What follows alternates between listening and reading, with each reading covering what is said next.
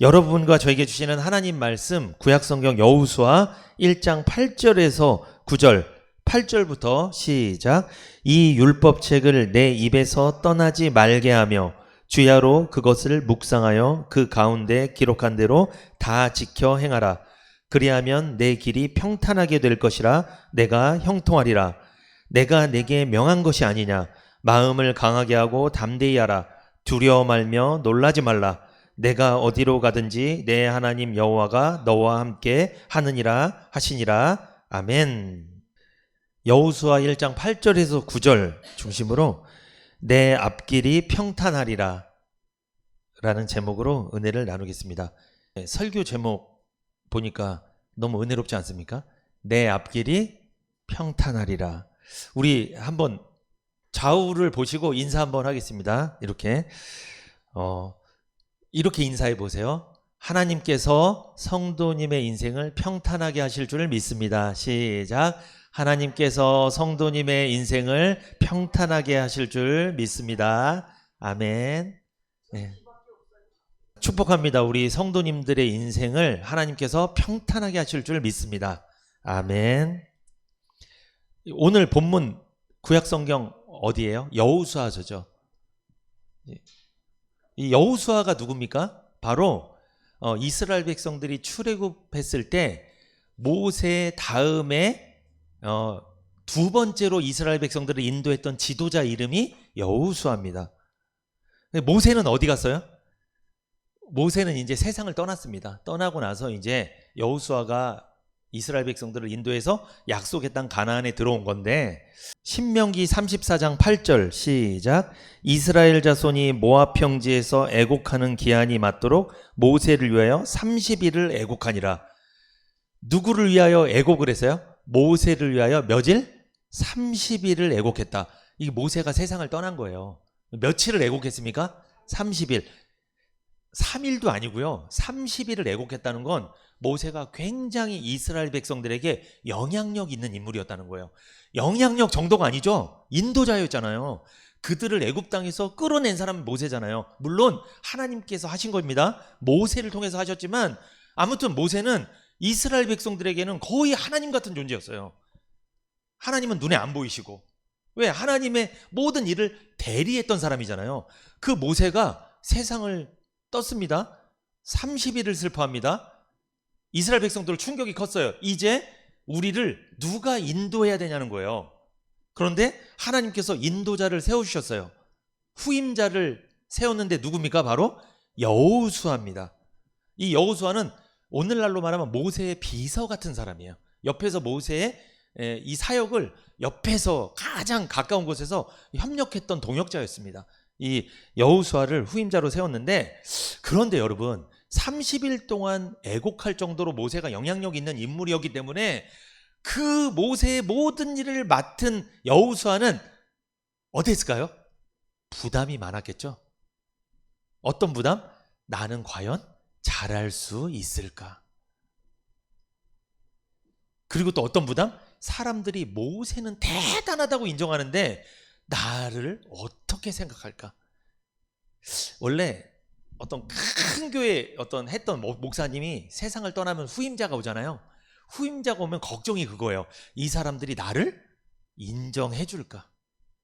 내 전에 있었던 목사님은 엄청난 분인데 이 개척교회에서 아무것도 없던 데서 이렇게 크게 읽었는데 나는 다 읽어진 데 왔어. 다 돼 있는 데 왔는데 나를 어떻게 생각할까? 내가 전임 목사님보다 좀 못한다고 생각하면 사람들 나 싫어하겠지? 내 말 잘 안 듣겠지? 여러분, 누구도 그런 느낌을 받았을까요? 여호수아도 그런 부담이 있었다는 거예요. 이거 과연 어떻게 해야 될까? 여기서 우리가 좀 살펴볼 게 있는데요. 여러분, 그러면 왜 그냥 모세를 데리고 그냥 하나님 하시면 되는데 왜 모세는 세상을 떠나게 하고 왜 여호수아를 세웠을까? 모세가 왜 죽었을까요? 나이가 들어서 때가 돼서 죽은 거긴 맞지만 하나님의 때가 그 수명의 기한이 됐으니까 떠난 거 맞지만, 근데 모세가 죽은 이유가 있습니다. 그걸 좀 살펴보려고 해요, 여러분. 구약성경 108페이지 출애굽기 17장 1절부터 읽겠습니다. 시작. 이스라엘 자손이 온 회중이 여호와의 명령대로 신광야에 떠나 그 노정대로 행하여 르비딤에 장막을 쳤으나 백성이 마실 물이 없는지라. 백성이 모세와 다투어 가로되 우리에게 물을 주어 마시게 하라. 모세가 그들에게 이르되 너희가 어찌하여 나와 다투느냐? 너희가 어찌하여 여호와를 시험하느냐? 3절.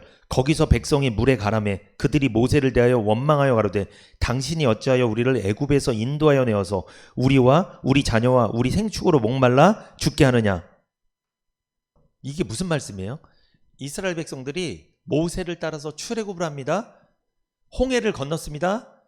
이제 홍해를 건너고 광야 생활하는데 어디에 도착했냐면 여러분 르비딤이라는 곳에 와서 장막을 쳤는데 거기에 문제가 생겼어요. 어떤 문제? 마실 물이 없는 겁니다. 광야에서 물이 없는 건 이게 무슨 뜻이에요? 이거? 죽으라는 거죠. 광야인데요. 물이 없으면 죽는 거죠. 식량은 좀 버틸 수 있어요. 좀 못 먹어도. 근데 물은 못 먹으면 오래 못 버팁니다. 죽습니다. 그래서 지금 이스라엘 백성들이 목이 마르니까 모세를 원망합니다. 근데 결국 모세를 원망하는 건 누구를 원망하는 거다? 하나님을 원망하는 거예요. 하나님은 눈에 보이지 않으니까 직접 원망은 어렵고 눈에 보이는 모세를 원망했습니다. 어찌하여 우리를 이곳으로 이끌어냈느냐? 우리 그냥 애굽에서 살았으면 그냥 물도 마시고 먹을 것도 먹고 잘 살 수 있는데 왜 우리를 이렇게 이끌어냈느냐? 출애굽기 17장 4절. 모세가 여호와께 부르짖어 가로되 내가 이 백성에게 어떻게 하리이까? 그들이 얼마 아니면 내게 돌질하겠나이다. 모세가 너무 걱정되는 거예요. 왜? 분위기 심상치 않습니다. 이러다 누가 돌 맞겠다? 내가 돌 맞아 죽겠습니다. 하나님 앞에 기도한 거예요. 하나님 이 문제를 해결해 주십시오. 백성들이 목말라 하고 있습니다. 조금 있으면 백성들이 돌을 나한테 던질 것 같습니다. 하나님 해결해 주세요. 여러분 여기서 목이 말랐다는 건 진짜 목이 말랐다는 거예요. 이스라엘 백성들이. 육신이 목말랐다는 거예요. 먹을 물이 없었다는 거예요. 구약은 신약의 모형이며 거울입니다. 그림자입니다. 여러분 우리로 적용해 볼까요? 우리는 물이 없어서 원망해요? 여기 옆에 정수기 많아요. 우리는요 물을요 어느 때나 마실 수 있어요. 우리는 진짜 육신이 목말라서 원망하는 뜻이 아니겠죠? 이스라엘 백성들은 구약에 진짜 목말라서 원망하고 우리로 적용해 보세요. 성경을 읽을 때 항상 우리 편에서 한번 생각해 보세요. 우리는 왜 원망하죠? 우리도 목마를 때 원망한다는 거예요. 기억하셔야 돼요. 목이 마르면 원망합니다. 근데 우리는 언제 목말라요? 성령이 충만하지 않으면, 성령이 내 안에서 역사하지 않으면 우리 인생은 메마른 거예요. 목마른 거예요. 그때부터 우리 입술을 통해 뭐가 나오는 거예요? 원망이랑 불평이 나오는 거예요. 우리로 적용해서 말씀드린 거예요. 우리는 육신이 목마른 게 아니에요, 여러분. 여기 지금 뭐 물 많은데요. 우리 내면에서, 우리 마음속에서 성령이 없으면, 충만하지 않으면 목말라요. 막 그럼 따지는 거예요. 그럼 불평하고. 이스라엘 백성들의 목마름은요, 신약을 살아가는 우리들이 성령이 없으면, 성령 충만하지 않으면 목마르다는 것을 미리 보여준 거예요. 그러니까 갈증이 나는 거죠. 삶이 괴로운 거예요. 여러분 성령 충만하지 않으면요, 성령이 역사하지 않으면 첫 번째 하나님 말씀이 은혜가 안 돼요. 두 번째 말씀이 깨달아지지도 않아요. 그 말씀이 나랑 상관없는 것 같아. 그리고 하나님이 날 사랑하는 것 같지도 않아. 느껴지지도 않아. 이러면요 인생 메마른 거예요. 목말라요. 교회를 다녀도 왜 괴로운 줄 아시겠죠? 성령이 충만하지 않으면요 괴로운 거예요. 그래서 힘들어요. 그래서 막 여러분 한참 운동하고 나서 목이 마른데 물 없으면 어떻게 돼요? 막 짜증나죠. 그러면 교회를 실컷 다니는데 성령이 충만하지 않아. 목말라. 짜증만 나오는 거죠. 그러니까 그 사람 건드리면 조심해야 됩니다. 좋은 말 안 나와요. 그러니까. 그런데 여러분 모세가 하나님 앞에 이 목마름을 해결해 달라고 기도했잖아요. 기도하니까 그럼 우리도 뭐 해야 돼요? 그러면 우리도 영적으로 만약에 목마르면 어떻게 하셔야 돼요? 하나님 앞에 기도하셔야 됩니다. 하나님, 내가 지금 너무나 메말라 있습니다. 내 영혼이 너무 메말라 있어요. 요즘에 말씀에 은혜도 안 되고 하나님 사랑이 느껴지지도 않고 힘만 들고 짜증만 나고 불평만 나고 원망만 나고, 이때는 주저앉아 있지 마시고 하나님 앞에서 기도하세요. 하나님 이 목마름 해결해 달라고. 그러면 출애굽기 17장 5절에 보면 하나님의 해결책을 주시는데 보세요. 출애굽기 17장 5절 시작. 여호와께서 모세에게 이르시되 백성 앞을 지나가서 이스라엘 장로들을 데리고 하수를 치던 내 지팡이를 손에 잡고 가라. 자, 여기 보면 여호와께서 누구에게 이르시되? 모세에게 이르시되. 하나님께서는요, 기도했더니 하나님이 응답을 해주셨어요. 이렇게 해봐라. 어떻게? 내가 예전에 너에게 준 지팡이가 있어. 네가 애굽에 들어갈 때 네 손에 쥐어줬던 지팡이, 그 지팡이로 네가 하수를 치니까 막 물이 막 피로 변하고, 또 그 지팡이를 손으로 드니까 홍해가 갈라지고, 이런 능력의 지팡이 있었잖아. 그 지팡이를 뭐 해라? 지금 뭐라고 하세요? 들고 가라. 지팡이를 손에 잡고 가라. 이게 무슨 뜻이에요? 이스라엘 백성들의 목마름을 해결할 수 있는 방법은 지팡이를 손에 쥐고 가는 거예요. 한마디로 지팡이가 없으면 물을 마실 수 없다는 겁니다. 이거 중요한 말입니다. 지팡이가 없으면 물을 마실 수 없는 거예요. 그래서 지팡이를 가지고 와라고 한 거예요, 하나님이. 왜 지팡이가 없으면 물을 못 마시는지 이 다음에 내용을 보면 나와요. 이해가 딱 될 거예요. 자, 그런데 여러분, 이 지팡이는요, 무슨 지팡이냐면 모세가 나일강을 쳤던 지팡이에요. 홍해를 갈랐던 지팡이에요. 하나님의 기적이 나타났던 지팡이죠. 이 지팡이는요, 자, 히브리어로 마테라고 합니다. 이 지팡이가 마테, 히브리어로. 이게 무슨 뜻이냐면 그냥 지팡이 이 뜻이에요. 그냥 지팡이. 그런데 이 지팡이는 마테, 이것은 어떤 뜻이 있냐면 지팡이란 뜻도 있고 지파란 뜻도 있어요. 지파. 이스라엘 야곱의 12아들 지파가 있잖아요. 이스라엘 민족이 12지파로 구성되어 있잖아요. 지파. 그러니까 이 지팡이는 지파의 대표자를 상징하는 거예요. 한마디로 하나님의 권세를 상징하는 거예요. 이 지팡이. 그러므로 이 지팡이는 하나님의 권세를 상징하고 그 지파의 대표자가 들고 있는 거예요. 하나님의 권세. 그 대표자한테 권세가 있다는 거예요. 하나님의 권세가 나타난 이 지팡이를 들고 가면 너희의 영적 목마름을 해결할 수 있다라는 거예요. 여러분, 지팡이를 손에 쥐고 가라. 우리로 적용하면 뭐예요, 그게? 우리는 뭘 쥐고 살아야 돼요, 항상? 말씀, 복음. 우리는 항상 복음을 손에 쥐고 살아야 돼요. 우리 마음속에 복음이 있어야 돼요. 그래야지 우리 영적 목마름을 해결할 줄 믿습니다. 그게 지팡이를 손에 쥐고 가라, 그 뜻이에요. 여러분, 요즘 뭐 쥐고 사세요? 돈이요? 사람 쥐고 삽니까? 뭐 그게 재밌으세요? 아, 내가 이걸 쥐었더니 내 인생이 잘 될 것 같아. 그게 만약에 복음이 아니면요, 그 위험한 사람이에요. 위험한 거예요, 그거는. 복음을 쥐고 사시기 바랍니다. 그래야지 우리 영적 목마름을 해결할 수 있어요. 복음을 갖고 있어야 돼요. 영혼의 갈증을 해결할 수 있는 유일한 방법은 복음을 손에 쥐고 있는 거예요. 이 복음의 말씀뿐이에요.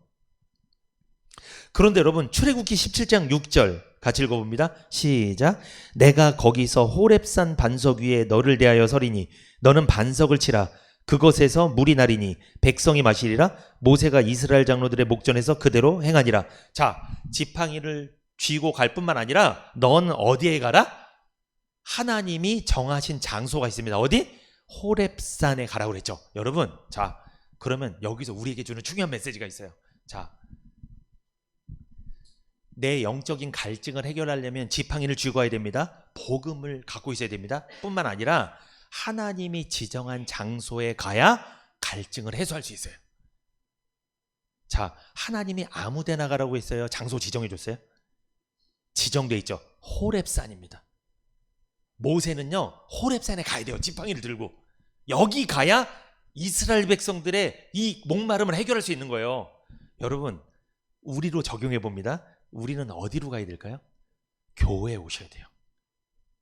복음이 선포되는, 하나님의 말씀이 선포되는 이 교회에 오셔야 여기서 내 영적인 목마름이 해결되는 거예요. 믿습니까? 하나님은요, 장소를 지정해 줬어요. 집에 있으라고 하지 않았어요. 집에서 방송 보고 예배 드리시고, 전 이거 별로 좋아하지는 않습니다. 성경 보세요. 출애굽기 17장 6절. 내가 거기서, 내가 집에서 그랬어요? 내가 집에서 방송 보면 그랬어요? 아닙니다. 거기서 하나님이 지정한 장소로 오셔서 예배 드리는 게 맞아요. 이게 성경적입니다. 이게 맞아요. 내가 거기서 호렙산 반석 위에 너를 대하여 서겠다. 너는 반석을 치라. 여러분, 호렙산이란, 제가 예전에 이것을 히브리어 뜻을 설명해 드린 적이 있긴 있는 것 같은데, 이 호렙산은 히브리어로 호레브입니다. 히브리어 호렙산. 이게 무슨 뜻이냐? 이 호렙산은요, 하라브라는 말에서 유래가 됐어요. 하라브.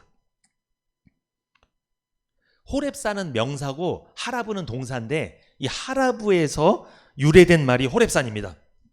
하라브라는 말은 무슨 뜻이냐? 황무하다, 깨어지다, 파괴되다, 부수다, 헐다, 이런 뜻이에요.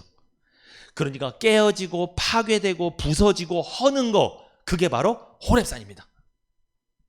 호렙산에 가면 깨지는 데예요. 거기는 파괴되는 곳이에요.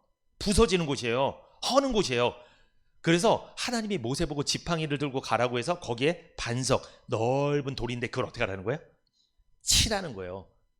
치니까 어떻게 된 거예요? 이 돌이 두 쪽으로 파괴가 되고 쪼개지고 헐고 부서지는 거예요. 그 산이 어떤 산이다? 호렙산이에요. 여러분, 그러면 호렙산에서 무슨 사건이 일어나는 거예요? 이스라엘 백성들의 목마름이 해결받는 그 역사가 일어난 산이 호렙산이잖아요. 이스라엘 백성들은 육신이 목말랐습니다. 우리로 적용하면 우린 영적으로 목마르죠. 여러분, 죄인들은요, 영혼이 지금 목말라 있어요. 영혼이 메말라 있어요. 영혼이 황무합니다. 그들은 세상에 의해서, 사단에 의해서, 자기 자신 때문에 자기 영혼이 파괴되고 부서지고 헐고 지금 완전히 박살나 있어요. 영혼이 제정신이 아닌 거예요. 지금 죄인들의 영혼은 얼마나 목마른지 몰라요. 그들은, 죄인들은 영적으로, 아, 나 이렇게 살다가 죽으면 지옥 가는 거 아니야? 나 심판받고 나 멸망당하는 거 아니야? 이러다가, 아, 나 어떡하지? 아, 대책을 마련해야 되겠는데, 나 죽기 싫은데, 죽는 것에 대해서 막 공포를 느끼고, 그리고 죽음 이후에 어디 갈지도 몰라서 더 무섭고, 그리고 신이 와갖고 나를 심판하고 지옥 보내고, 불신자들은 그게 염라대왕이라고 생각하고 막 이렇게 심판할 것 같고, 얼마나 무서운지 몰라요. 불신자들은 이런 공포와 두려움 속에서 살잖아요. 안 죽으려고 그렇게 애를 쓰잖아요. 이렇게 무서워하는 거예요. 막 평상시에는 즐겁게 살다가 장례식장 한번 갔다 오면 분위기가 안 좋아져요. 아, 나도 이제 얼마 안 남았는데 이제 어떻게 해야 되나. 얼마나 무서운지 모릅니다. 여러분, 호렙산에 반석을 지팡이로 내리치라 했잖아요. 그러면 반석은 쪼개지지 않았습니까? 이 반석은 누구를 말하는 걸까요? 이 반석? 이 반석이 쪼개지니까 거기서 물이 나왔어요. 출애굽기 17장 여러분 보세요. 6절 시작. 내가 거기서 호렙산 반석 위에 너를 대하여 서리니 너는 반석을 치라. 그것에서 뭐가 나리니? 물이 나리니. 그러면 여러분, 반석은 쪼개지고 부서지고 파괴돼야 거기서 물이 나오는 거예요. 그래서 그 물이 나와갖고 이스라엘 백성 수백만 명이 그 물을 마시고 목마름을 해결했어요. 여러분, 우리가 영적 목마름을 해결하기 위해선 누구 몸이 쪼개졌어요. 누구 몸이. 구약에는 양과 염소와 소의 몸이 쪼개졌지만 신약에는 누구를 위해서? 우리들을 위해서 몸이 쪼개지신 분이 있어. 누구? 예수님이죠. 예수님이 십자가에서 자기 몸이 쪼개진 거예요. 파괴된 거예요. 헌 거예요. 부서진 거예요. 그래서 예수님의 몸속에 있는 피와 물이 흘러서 우리가 구원받은 줄 믿습니다. 우리가 영적인 이 목마름을, 이 구원에 대한 목마름, 이 삶에서 필요한 모든 목마름을 해결받은 줄 믿습니다. 그러면 호렙산에서 반쪽으로 쪼개진 그 반석은 누구를 상징하는 거다? 예수님을 상징하는 거다. 모세가 지팡이를 들고 가다 그 지팡이는 복음을 상징한다고 그랬죠? 그러니까 복음을 그 복음의 지팡이잖아요. 이 지팡이로 예수님 반석을 쪼개버리니까 거기서 물이 나왔는데 그 물이 목마름을 해결해 줬다는 거죠. 여러분, 그러면 자, 지팡이는 복음을 상징하잖아요. 그 지팡이로 반석을 내리치니까 쪼개졌죠. 그런데 여러분, 하나님이 말씀하신 지정하신 그 지팡이가 아니라 다른 걸로 내려쳤으면 쪼개졌을까요? 안 쪼개졌을까요? 안 됩니다. 이게 무슨 뜻이에요? 우리들이 갖고 있는 종교, 우리가 갖고 있는 지식, 물질, 어떤 문명, 문화, 예술 이런 거로는 절대로 반석이 쪼개지지 않아요. 절대로 구원받을 수 없어요. 하나님이 지적하신 지팡이, 그 복음의 말씀으로 내려쳐야 그때 쪼개져서 반석이 쪼개서 거기서 물이 나온 거예요. 복음의 말씀을 들어야 우리 마음속에 깨지지 않던 우리 생각들, 구원받기 전에 내가 갖고 있었던 잘못된 사상, 생각, 고집, 편견 이런 게 빡 쪼개지는 거예요. 이게 호렙산을 경험하시는 거예요. 그때 쪼개지면서 예수님이 날 대신해서 쪼개지셨다는 게 믿어지고 그때 구원을 받는 거예요. 그러니까 여러분, 이 호렙산은 여러 가지 의미가 있어요. 예수님이 날 대신해서 쪼개졌다는 의미도 있고, 반석이 쪼개졌다는 게 또 어떤 의미가 있어요? 내 생각과 고집과 내 편견과 구원받기 전에 옛사람이 쪼개져 버리는 거예요. 부서지고 허는 거예요. 파괴되는 거예요. 그래야지 구원받을 수 있어요. 여러분, 이 호렙산의 경험 하셨어요? 하신 적 있습니까? 그 사람 진짜 구원받은 사람이에요. 근데 그게 지팡이로만 가능하다는 거죠. 하나님이 말씀하신 그 지팡이, 복음으로만 가능한 거예요. 정치나 철학이나 이념이나 사상으로 내리치면 절대 안 쪼개져요. 절대 구원받을 수 없어요. 안 되는 거예요. 그거는 내 생각으로 해도 안 됩니다. 내 생각으로 아무리 내리쳐 보십시오. 그게 쪼개지나? 절대 안 쪼개지는 거예요. 여러분 잘 보세요. 우리가 언제 박살난 적이 있어요? 우리 생각이 언제? 복음을 들었을 때. 복음의 지팡이가 나를 막 내리치는 거예요. 그때 우리가요, 내가 잘못됐다는 거, 내가 죄인이구나, 내가 나쁜 사람이었구나, 이게 깨달아지는 거예요. 나 예수님 믿어야 되겠다, 이런 생각이 드는 거예요. 목마름을 해결하기 위해서는 호렙산의 반석을 쳐야 됩니다. 반석은요, 제가 히브리어를 찾아봤는데 이게 추르입니다. 반석, 히브리어 추르, 반석이란 뜻이에요. 바위 이런 뜻입니다. 어떤 말에서 유래됐냐? 이 명사 반석, 추르, 이것은 추르라는 동사에서 유래됐는데 대적하다, 괴롭다, 공격하다 이런 뜻이 있어요. 대적하다, 괴롭다, 공격하다.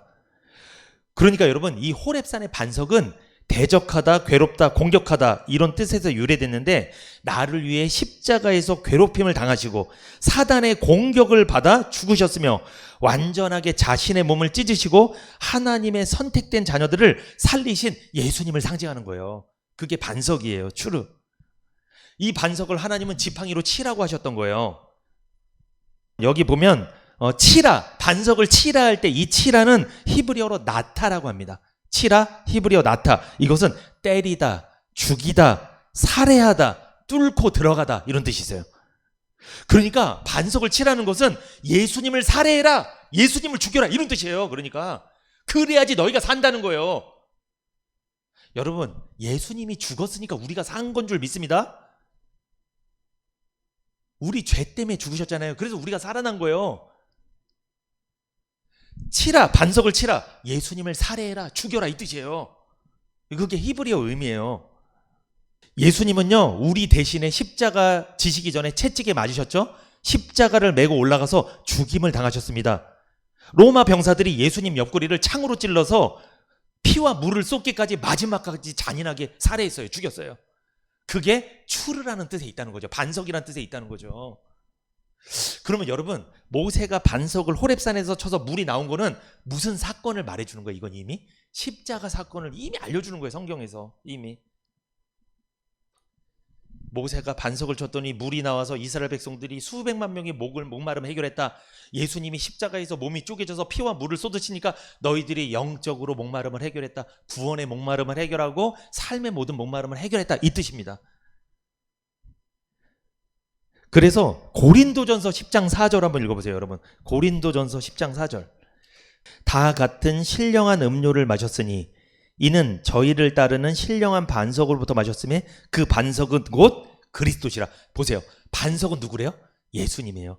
반석을 통해서 신령한 음료가 나왔습니다. 신기한 게 바위인데 거기를 쳤더니 물이 끊어지지 않고 계속 나오는 거예요. 그 바위. 어디 샘물이 있는 것도 아닌데 그 바위에서 물이 나오는 거예요. 계속. 그 신령한 정말 신기한 그 음료수를 마셨다는 거예요. 그 물을 막 먹고 이스라엘 백성들이 광야 생활을 했다는 거예요. 목마름을 해결했다는 거잖아요. 그 반석은 누구다? 예수님이다. 그러면 우리도 반석되는 예수님이 그 몸이 십자가에서 쪼개지니까 우리도 신령한 음료를 마시게 되었다. 여러분, 우리가 마신 그 신령한 음료는 뭘까요? 누굴까요? 성령님이에요. 그래서 예수 믿고 구원받으면 뭐가 역사하는 거예요? 마음속에? 성령이 역사하면 메마른 내 영혼이 촉촉한 담비가 내리듯, 성령의 담비가 내리듯 촉촉해지는 거예요. 그래서 은혜를 받는 거예요. 성령이 역사하면. 여러분, 그러면 이스라엘 백성들이 모세가 지팡이로 호렙산에서 반석을 치니까 물이 나와서 목마름 해결했다. 이건 예수님이 십자가에서 우리 죄 때문에 몸이 쪼개지셨다. 파괴됐다. 호렙 파괴됐다. 그래서 거기서 신령한 음료가 나왔는데 그게 누구시다? 예수님이 죽으시고 부활하시고 승천하시고 나서 우리에게 보내주신 분, 성령을 보내주셔서 그 성령, 신령한 음료이신 성령이 우리에게 역사하면 우리 마음이 목마름이 해결된다. 이거예요. 굉장히 중요한 의미입니다. 이거는. 그래서 여러분, 성령 충만하지 않잖아요? 목말라요. 아까도 말씀드린 것처럼 조심해야 돼요. 그 사람은 메말라 있기 때문에 좋은 소리 안 나와요. 그래서 날카롭습니다. 이 성령 충만하잖아요? 조금 실수해도 넘어가요. 근데 성령 충만하지 않잖아요? 잘해줘도 뭐라 그래요? 이런 말도 해요. 나한테 너무 관심 갖지 말라고, 귀찮다고. 예민하면요 그런 소리도 해요. 막 나한테. 근데 성령 충만하면요 좀 실수해도 그냥 넘어가요. 그냥 괜찮다고. 이게 좀 다릅니다. 이게. 여러분 어떠세요? 요즘에? 요즘 목마르세요? 이 성령 충만해야 됩니다. 성령 충만하려면 복음 들으셔야 돼요. 이 예수님에 대해서 계속 들으셔야 돼. 그래야지 성령이 역사하고 우리 마음속이 촉촉해지는 줄 믿습니다. 이 은혜를 받으면요 부드러워져요 사람이. 근데 은혜를 못 받으면요 날카롭습니다. 조심해야 돼요. 그래서 왜 저 사람들이 나한테 안 올까? 왜 안 올까요? 한번 생각해 봐야 돼요. 여러분, 내가 성령 충만하면 올 것입니다. 성령 충만하지 않으면 사람들도 알아봅니다. 그런데 모세가 이 사건을 겪고 나서 아무튼 이스라엘 백성들의 목마름이 해결됐습니다.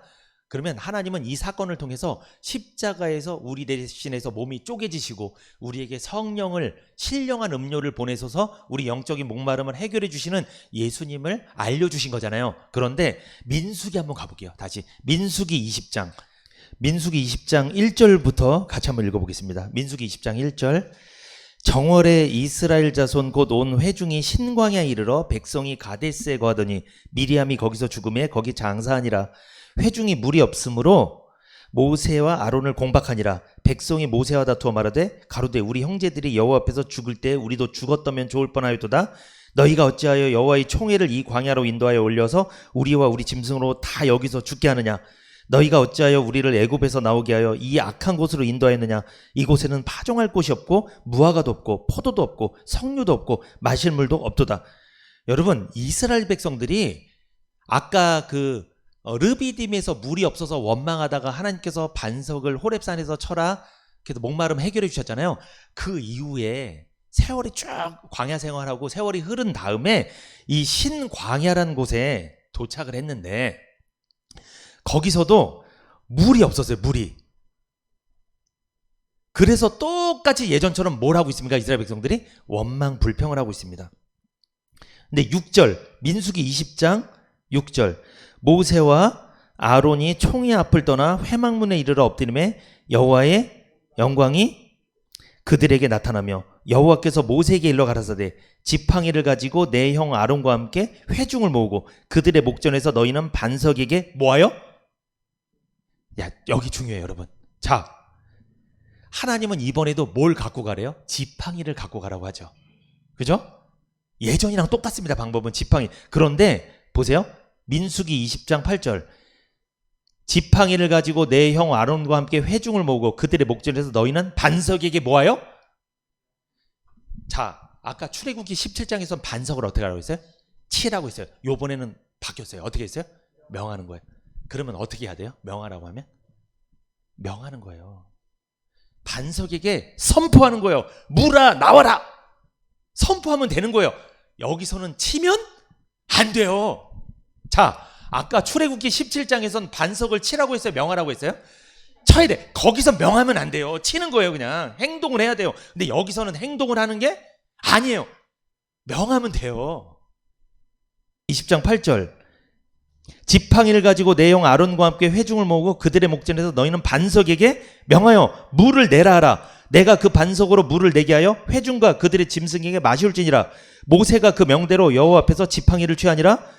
10절 모세와 아론이 총회를 그 반석 앞에 모으고 모세가 그들에게 이르되 패역한 너희여 들으라. 우리가 너희를 위하여 이 반석에서 물을 내려 하고 그 손을 들어 그 지팡이로 반석을 2번 치매. 한 번 친 것도 아니고 몇 번? 2번 치매. 물이 많이 솟아나오므로 회중과 그들의 짐승이 맞으니라. 반석을 명하라고 했는데 2번 쳤어요. 그런데도 물은 나왔습니다. 민수기 20장 12절 여호와께서 모세와 아론에게 이르시되 너희가 나를 믿지 아니하고 이스라엘 자손의 목전에 나의 거룩함을 나타내지 아니한 고로 너희는 이 총회를 내가 그들에게 준 땅으로 인도하여 드리지 못하리라 하시니라. 무슨 뜻입니까? 모세 보고 이런 말 하신 거예요. 너는 약속의 땅에 못 들어간다. 진짜 실제로 약속의 땅 앞에 목전에서 모세는 죽었잖아요. 약속의 땅을 바라보고 죽었어요. 한 번도 발걸음을 옮기지 못했다는 거죠. 여기서 왜 모세를 못 들어가게 했을까요? 자, 반석을 출애굽기 17장에선 치라, 여기서는 명하라. 여러분, 여기서 명하라 했는데 쳤죠? 무슨 뜻입니까? 이거 명확히 알고 계셔야 돼요. 반석은 아까 누구라고 했어요? 예수 그리스도죠. 예수 그리스도를 아까 출애굽기 17장에서 쳤잖아요. 쪼개졌잖아요. 그런데 여기서 또 쪼개요? 이 무슨 뜻이에요? 예수님을 십자가에 또 매다는 거예요. 예수님 십자가에 몇 번 매달리시면 되는 거예요? 한 번 매달리시면 한 번 속죄하면 영원히 속죄되는 거예요. 근데 여기서 또 속죄를 또 한 거예요. 또 때리는 거예요. 무슨 뜻입니까? 요걸 율법주의라고 합니다. 율법주의는 끝이 없어요. 한 번 지켰으면 또 지키는 거예요. 또 해야 돼요. 또 천국 가는 그날까지 계속 해야 돼. 계속 반복적으로. 그래야지 구원받는다고 생각하는 거예요. 여러분, 출애굽기 17장에서 반석이 쪼개졌죠. 하나님이 민수기 20장에서 명하라고 하셨잖아요. 뭡니까? 출애굽기 17장에서 이미 반석이 쪼개졌으니까 이제 쪼개진 사실을 명해라. 명하기만 하면 물이 나온다. 우리로 말하면 뭐예요? 예수님이 2000년 전에 우리 죄를 위해서 십자가에서 희생하셨으니까 그걸 우리는 어떻게 해라? 또 예수님 매달지 말고 또 행동으로 뭔가 네가 구원받으려고 노력하지 말고 어떻게? 그걸 선포해라. 믿음으로 명해라. 그러면 사람들이 구원받게 될 것이다. 근데 자꾸만 거기다가 또 행동으로 뭔가 하려고 그러고 열심으로 뭔가 하려고 하고 이건 예수님을 또 못 박는 짓이라는 거죠. 이게 잘못된 거예요. 여러분, 율법주의자들은 예수님을 십자가에 계속 못 박는 자들이에요. 나쁜 사람들이에요. 그러니까 지금 모세가 율법주의 행동을 한 거예요 지금. 그러면 모세가 약속의 땅 못 들어간 건 우리에게 주는 의미가 있어요. 율법주의는 약속의 땅에 못 간다. 명하라고 했으면 명하면 되는 거지. 그걸 내 행동으로 내가 내 생각으로 이렇게 해야 된다고 생각하고 해버린 거예요. 그러니까 출애굽기 17장에서 반석이 이미 쪼개졌는데 그거 인정하고 선포하면 되는데 그걸 안 믿은 거예요. 안 믿고 안 믿으니까 또 하죠. 행동을 또. 아마 모세는 다음번에 반석이 있어도 또 쪼갰을 거예요. 또. 여러분, 율법주의자는 안 변합니다. 잘 안 변해요. 예수 한 번 믿으면 구원받는데 한 번 구원받으면 영원히 구원받는 건데 그게 아니라고 하면서 자꾸만 뭔가를 쪼개려고 그래. 자꾸만 뭔가 또 해. 자꾸만. 여러분, 이래서 모세가 못 들어간 거예요. 가나안 땅에. 여러분, 가나안 땅에 들어가는 약속의 땅, 이스라엘 백성한테는 가나안 땅, 우리에게는 천국. 복음 믿으면 되는 줄 믿습니다. 예수님이 십자가에 이미 못 박히셨으니까 우린 이제 뭐 하면 돼요? 우리는 뭔가 행동으로 또 못 박으면 안 돼요. 우리는 어떻게 하면 돼요? 우리는 십자가에 못 박히신 예수님을 명하기만 하면 돼요. 복음 전하기만 하면 되는 거예요. 그러면 반석에서 물이 나올 줄 믿습니다. 그러면 사람들의 마음속에 영적인 목마름을 해결해 주는 거예요. 신령한 음료가 나오는 거예요. 복음을 선포하면. 한마디로 모세한테 복음을 전하라고 했단 거예요. 명하라, 명하라. 그걸 안 하고 행동을 했다니까요. 이래서 못 들어간 거예요, 가나안 땅에. 그런데 모세는 실제 천국에 간 사람이에요. 맞아요. 그런데 모세를 이용하신 거예요, 하나님이. 이런 사건을 일으키면서 이런 행동이 율법주의 행동이라는 걸 알려주고 이거는 약속의 땅에 못 들어간다. 이걸 알려주신 거죠. 모세가 왜 약속의 땅 못 들어갔는지 설명 들으셨죠? 이제 이해가 되시죠? 복음이 아니면 약속의 땅에 못 들어갑니다. 오직 복음으로만 들어가는 거예요. 그런데 여러분, 여호수아 있잖아요. 모세 후계자, 헬라어로 발음하면 예수입니다. 여호수아가 그리스어로 말하면 예수예요. 한마디로 여러분, 가나안 땅에 누가 들어갔어요? 모세가 들어갔어요? 여호수아가 들어갔어요? 여호수아. 예수라는 이름이랑 같은 여호수아. 한마디로 가나안 땅, 약속의 땅은 예수로만 들어가는 거예요. 율법으로는 못 들어가요. 안 됩니다. 우리가 참된 안식을 누리는 것은 예수님으로 인하여 안식을 누리는 거예요. 율법은 우리에게 안식을 줄 수 없습니다. 왜? 우리는 항상 죄를 짓고 율법은 우리를 지적하거든요. 따지거든요. 어떻게 안식을 누릴 수 있겠어요? 불안하지, 항상 지적받는데. 복음을 만날 때, 복음 듣고 죄를 용서받을 때 참된 안식을 누리는 거죠. 여호수아 1장 8절에서 9절 시작. 이 율법책을 내 입에서 떠나지 말게 하며 주야로 그것을 묵상하여 그 가운데 기록한 대로 다 지켜 행하라. 그리하면 내 길이 평탄하게 될 것이라. 내가 형통하리라. 내가 내게 명한 것이 아니냐. 마음을 강하게 하고 담대히 하라. 두려워 말며 놀라지 말라. 내가 어디로 가든지 내 하나님 여호와가 너와 함께 하느니라. 이런 배경 가운데 모세가 세상을 떠나고 여호수아가 후임자가 돼서, 아까도 말씀드렸지만 여호수아가 고민이 많았다고 그랬죠. 엄청난 고민이 있었습니다. 난 잘할 수 있을까? 모세를 대신해서 이 이스라엘 백성들을 인도해야 되는데 난 잘할 수 있을까? 그런데 하나님이 방법을 주셨어요. 잘할 수 있는 방법. 한마디로 여호수아 인생이 평탄한 인생이 될 수 있는 방법을 하나님 말씀해 주셨어요. 오늘 설교 제목이 뭐예요? 내 앞길이 평탄하리라, 이거잖아요. 자, 보십시오. 여호수아 1장 8절 시작. 이 율법책을 내 입에서 떠나지 말게 하며. 이게 중요해요. 평탄한 삶을 살고 싶으시면 어떻게 하셔야 돼요? 이 율법책을 내 입에서 떠나지 말게 해라. 무슨 뜻입니까? 첫 번째, 말씀을 암송하는 삶이에요. 말씀을 암송하랴. 이 율법책을 내 입에서 떠나지 말게 해라. 이 율법책은 우리로 말하면 성경책이에요, 여러분. 이 구약 성경을 말하는 거지만 우리는 신약 성경까지 있잖아요. 이 성경책을 내 입에서 떠나지 말게 해라. 말씀을 암송해라. 말씀을 암송한다는 것은요, 이렇게 생각하셨죠? 외우는 거, 그냥 외워야지. 그게 아닙니다. 이 말씀을 암송하라는 건 입으로 시인하라는 거예요. 믿음은요, 입으로 시인할 때 능력이 나타나는 거예요. 암송은 입으로 시인하는 믿음의 행위예요. 그러니까 이 암송은요, 말씀을 주장하는 거예요. 하나님의 말씀을 나에게 주신 말씀으로 주장하는 거, 이게 암송입니다. 이게 뭐냐? 내 입에서 떠나지 말게 하며 그거예요. 그러니까 여러분, 오늘 교회 가니까 목사님이 이 율법책을, 성경책을 내 입에서 떠나지 말게 하라고 그러니까 나 이게 붙이고 다녀. 입에다 여기 붙이고 다녀야지, 입에. 이런 사람 없겠죠. 이 입에서 떠나지 말게 하니까 나 맨날 외워야지. 토시 하나 안 틀리고 다 외워야지. 다 외워야지. 잘못된 거예요. 그거 말하는 게 아니에요. 이 율법책을 내 입에서 떠나지 말게 하는 거, 이게 무슨 뜻이라고요? 주의 종을 통해서, 교회에서, 아니면 너희들이 성경책을 보다가 하나님이 어떤 말씀을 딱 주셨어, 여기다 딱. 그 말씀을 누구 말씀으로? 나한테 하신 나의 말씀으로 받는 게 이 성경책을 입에서 떠나지 말게 한다는 뜻이에요. 이게 정말 잘 해석하셔야 돼요. 이게 엉뚱하게 신앙생활 한다니까, 잘못하면. 무조건 암송하면 복 주겠지. 상은 받겠죠. 교회에서 퀴즈 대회 하면 상 받겠죠. 암송하면은. 암송한다고 무조건 달달달 외운다고 평탄한 삶을 사는 게 아니에요. 여러분, 성경 달달달 외운 사람 치고서 삶이 힘들더라고. 많이 힘들어. 왜? 그 말씀을 달달달 외웠는데 나에게 주신 말씀으로는 안 믿어.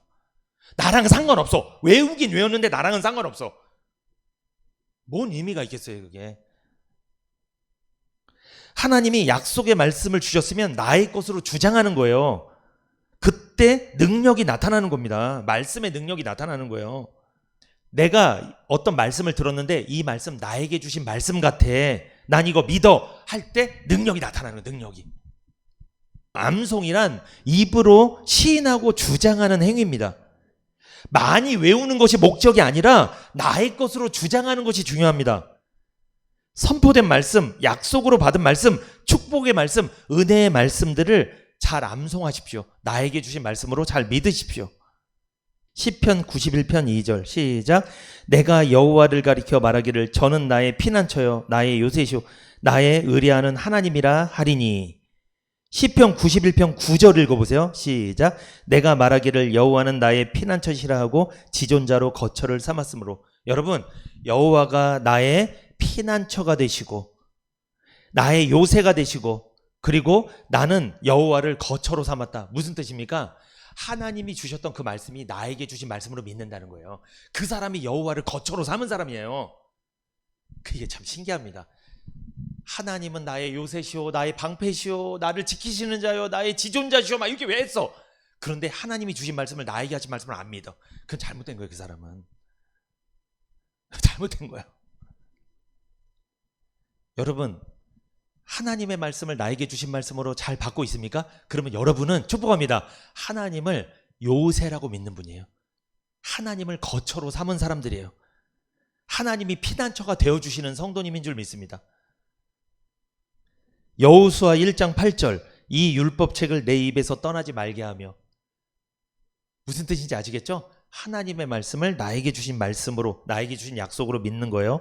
두 번째, 자 여호수아 1장 8절 보면 이 율법책을 내 입에서 떠나지 말게 하며 주야로 그것을 묵상하며. 자, 두 번째, 말씀을 묵상하는 삶이에요. 이것이 평탄하게 사는 삶의 비결입니다. 말씀을 묵상하는 삶입니다. 묵상이란 깊이 생각한다는 거잖아요. 나에게 주신 말씀이 무엇인가 깊이 생각해 보는 거예요. 나에게 주신 약속이 무엇인가 깊이 생각하는 거예요. 내게 주신 복이 무엇인가, 내게 주신 계명, 명령이 무엇인가, 내게 주신 은혜가 무엇인가 연구하는 거예요. 예배 시간에 딴 생각하지 마시고 오늘 나에게 주시는 말씀이 뭔가 이거 듣는 거예요. 이게 묵상하는 거예요. 이게 묵상. 묵상은요, 말씀을 받는 거예요. 여러분, 묵상하니까 이건 줄 알았죠? 묵상. 그것도 묵상의 한 모습이긴 합니다. 이게 묵상하는 것도 깊이 생각해 보는 것도. 그런데 말씀을 받는 게 진짜 묵상이에요. 말씀을 받는 가장 좋은 방법은 설교 말씀을 듣는 거예요. 또한 개인적으로 기도하면서 말씀을 보고서 묵상할 수도 있습니다. 여러분, 만사 형통의 삶을 살고 싶으세요? 평탄한 삶 살고 싶으세요? 말씀을 묵상하세요. 누구한테 한 말씀으로? 나에게 주신 말씀으로 묵상을 많이 해보세요. 그러면 평탄해요. 삶이 평탄합니다. 그러므로 말씀 받는 일을 최우선순위로 여기십시오. 말씀 받는 일이 형통한 삶의 비결이에요. 여러분, 제가 하나 말씀드릴게요. 말씀 생활을 게을리하고 예배 생활 게을리하고 이 말씀 받는 거 막 외면해. 막 내가 잘 되는 것 같죠? 잘 보세요. 인생 괴로워요. 잘 보세요. 누가 평탄한 삶을 사는지 그래도 나중에 한번 세월 한번 보세요. 흘러보세요. 자녀들이 누가 평탄한 삶을 살고 누가 안정된 삶을 사는지 한번 보세요. 지금 당장 내가 말씀 생활 게을리하고 대충 해도 별일 없으니까 없는 것 같은데 이게 여러분, 이게 누적입니다. 이게 조금씩 쌓이면 나중에 격차가 벌어져요. 그거 신앙생활 오래 하신 분들은 경험했을 텐데, 말씀 생활 게을리하고 말씀 묵상 안 하고 이거 암송하지 않고 나에게 주신 말씀으로 안 듣고 자꾸만 이게 딴 생각하고 이러면요, 이게 힘듭니다. 인생이 정말 힘들어요. 이 말씀 잘 받으시고 형통한 삶 사시기를 축복합니다. 세 번째, 여호수아 1장 8절 한번 읽어보세요. 평탄한 삶을 살기 위해서는 세 번째, 여호수아 1장 8절 이 율법책을 내 입에서 떠나지 말게 하며 주야로 그것을 묵상하여 그 가운데 기록한 대로 다 지켜 행하라. 여러분, 그 가운데 기록한 대로 다 지켜 행하라. 무슨 뜻입니까? 말씀을 적용해 보라는 거예요. 말씀을 적용하고 실행할 때 역사가 나타나는 거예요. 받은 말씀 있습니까? 받은 약속이 있으면 주장하고 실행하십시오. 받은 축복이 있다면 주장하고 실행하십시오. 입으로 고백하세요. 누구랑 교제할 때 하나님이 나에게 이렇게 해주신다고 약속했어. 이거를 얘기를 하시란 말이에요. 여러분, 말씀을 받는 목적은 뭡니까? 내가 머리 커지게 하려고 말씀 받는 거예요? 내가? 누구한테 자랑하려고? 나 오늘 이 말씀 어디 있는지 나 다 외웠어. 나 이걸 자랑하려고 하는 거예요? 아닙니다. 말씀을 받는 목적은 적용에 있는 거예요. 적용. 말씀의 적용이란 삶의 변화를 가져오는 거예요. 받은 말씀에 따라서 적용하는 삶을 살 때 능력이 나타나고 삶이 변화되는 거예요. 여러분, 교회 안 다니는 사람들 특징이 뭔지 아세요? 교회를 와봤더니 똑같다는 거예요. 안 변한다는 거예요, 사람들이. 그러니까 나를 전도했던 그 사람이 교회를 오래 다닌 사람인데도 안 변해. 그러니까 그 사람 꼴을 딱 보니까 내가 교회 다니기 싫은 거예요. 그 사람 왜 안 변할까요? 교회를 오래 다녔는데 말씀을 뭐 한 거예요? 많이 들었는데 적용을 안 해. 집에 가면 다 잊어버려. 그냥 다. 말씀을 입에 가까이 하는 것도 아니야. 나에게 주신 말씀으로 믿는 것도 아니고 말씀을 묵상하는 것도 아니고 말씀이랑 전혀 상관없는 인생을 산 거예요. 그런데 세월이 흐르니까 집사, 권사, 장로, 목사까지 돼갖고 다 돼갖고. 근데 그런 모습을, 그 사람의 변화되지 않는 모습을 보니까 옆에서 전도를 안 해. 안 가. 말씀을 적용하는 사람에게 형통의 복이 오는 거예요. 왜? 여호수아 1장 8절에 그 가운데 기록한 대로 다 지켜 행하라. 그리하면 내 길이 평탄하게 될 것이라. 적용하면, 말씀을 실천하면 내 길이 평탄하게 될 것이라. 내가 형통하리라. 지켜 행하는 사람에게 형통의 복이 오는 거예요. 말씀을 실행할 때 하나님의 역사가 나타납니다. 왜? 하나님이 명하신 말씀이기 때문이죠. 여러분, 아까 모세가 하나님이 말씀한 대로 반석을 치니까 뭐가 나왔어요? 물이 나왔죠. 하나님의 말씀을 적용한 거예요. 적용. 근데 반석을 치라고 했는데 모세가 아니야, 안 할래요. 물이 안 나오는 거예요. 목말라 죽는 거예요. 그러면 적용하지 않으면. 근데 적용도 잘해야 돼요? 마음대로 해야 돼요? 잘해야죠. 모세는 말씀을 명하라고 했는데 거기다 또 자기 마음대로 쳐버렸어. 이러면요 못 들어가는 거예요. 약속의 땅에. 적용을 하더라도 하신 말씀대로 해야 돼요. 말씀대로 딱 보기대로. 예를 들어서 여러분, 자, 하나님이 여기까지 딱 오라고 그랬어요. 여기까지. 딱 정확하게 여기까지 오라고 그랬어요. 근데 하나님 여기까지 오라고 했는데 이 사람이 여기까지밖에 안 갔어요. 자기 생각대로 이게 맞는 줄 알고 여기까지 가서 요걸 뭐라고 해요? 한 글자로? 요게 죄예요. 요게. 그리고 어떤 사람은 하나님한테 잘 보이려고 더 열심히 했어. 120%, 130%더 열심히 해서 요것도 뭐예요? 요것도 죄입니다. 근데 어떤 사람은 여기까지 오라고 했는데 아예 엇나가 버려서 아예 딴 데로 가버려서 요것도 죄예요. 그러니까 모자르거나 넘치거나 이탈하거나 이건 다 죄예요. 왜? 이건 말씀대로 적용하지 않은 거예요. 말씀대로 적용한 게 뭐예요? 하나님이 여기까지 오라고 했으면 딱 여기까지만 하는 거예요. 더 할 수 있어도 안 하는 거예요. 그리고 못한다고 해서 못하면 안 돼요. 꼭 여기까지는 해야 되는 거예요. 그리고 이상한 데로 가면 안 되는 거예요. 이게 적용이에요. 결론입니다. 여호수아는 모세의 후계자였습니다. 많이 두려웠습니다. 나는 잘할 수 있을까? 그런 두려워하는 여호수아에게 하나님은 찾아오셔서 내 길이, 앞길이 평탄할 것이다 약속하셨습니다. 어떨 때? 이 율법책을, 이 말씀을 입에서 떠나지 말게 해라. 나에게 주신 말씀으로 믿고. 또 어떻게 하라고 그랬어요? 이 말씀을 묵상해라. 말씀을 받아라. 나에게 주신 말씀으로 깊이 생각해봐라. 묵상해라. 그리고 이 말씀을 묵상해서 끝나지 말고 적용해라. 실천해봐라. 그때 내 길이, 그리하면 내 길이 평탄하게 될 것이라. 내가 만사 형통하게 될 것이다. 하나님 약속하셨어요. 여러분, 제가 오늘 약속의 말씀 드렸잖아요. 내가, 우리 자녀들이 만사 형통하려면 어떻게 하면 돼요? 하나님의 말씀을 나에게 주신 말씀으로 믿고, 이 말씀을 잘 묵상하고, 나에게 주신 말씀으로 잘 받으시고, 그리고 말씀을 받았다면 실천해 보십시오. 성도님들의 가정과 사업과 직장이 평탄하게 될 줄 믿습니다.